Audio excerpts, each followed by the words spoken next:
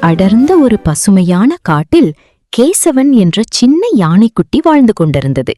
அதற்கு மலர்களை நுகர்வது மிகவும் பிடிக்கும். பறவைகளோடு விளையாடுவதும் அதற்கு மிகவும் பிடிக்கும். ஒவ்வொரு நாளும் காலையில் எழுந்து ஆற்றில் குளித்து தோட்டத்தில் உலாவுவது அதன் வழக்கம். அப்படி ஒரு நாள் கேசவன் நடந்து சென்றபோது ஒரு மரத்தடியில் மான் ஒன்று அழுது கொண்டிருந்தது. என் காலில் முள் குத்திவிட்டது, என்னால் நடக்க முடியவில்லை. இதை கேட்ட கேசவன் சிறிதும் யோசிக்காமல் தன் தும்பிக்கையால் மிகவும் கவனமாக அந்த முள்ளை வெளியே எடுத்தது. சிறிது நேரத்தில் வலி குறைந்ததும் அந்த மான் துள்ளி எழுந்தது.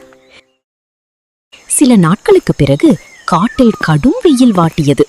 எப்போதும் ஓடிக்கொண்டிருக்கும் காட்டாறு மெல்ல மெல்ல வறண்டு போனது. காட்டிலிருந்த குட்டைகளும் காய்ந்து விட்டன. தண்ணீர் இல்லாமல் பறவைகள் வாடின. மற்ற விலங்குகள் தாகத்தால் தவித்தன. எல்லா விலங்குகளும் கவலையுடன் ஒரு இடத்தில் கூடினார்கள். அப்போது மான், நண்பா கேசவா, உனக்குத்தான் காட்டின் மூலை முடுக்குகள் தெரியுமே, எங்காவது தண்ணீர் இருக்குமா என பாரேன். கேசவன் யோசித்தது. எனக்கு ஒரு இடம் நினைவுக்கு வருகிறது. வாங்க சென்று தண்ணீர் கிடைக்குதா என்று பார்ப்போம். வழியில் ஒரு பெரிய மரம் சாய்ந்து விழுந்திருந்தது. அந்த மரத்தின் பொந்துக்குள் இருந்த அணில் குஞ்சுகள் வெளியே வர முடியாமல் தவித்தன. அவற்றின் தாய் பதற்றத்துடன் கத்தியது. கேசவன் தன் நண்பர்களின் உதவியைக் கொண்டு அந்த ராட்சத மரத்தை மெதுவாக தூக்கி நகர்த்தியது. குஞ்சுகள் விடுதலையாகி ஓடி வந்து தாயுடன் சேர்ந்து கொண்டன.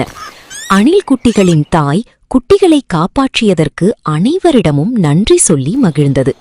பிறகு தன் பயணத்தை தொடங்கிய கேசவன் ஒரு காய்ந்த ஓடையை கடக்கும்போது ஒரு வயதான ஆமை சேற்றில் தலைகீழாக சிக்கி கிடப்பதை கண்டனர்.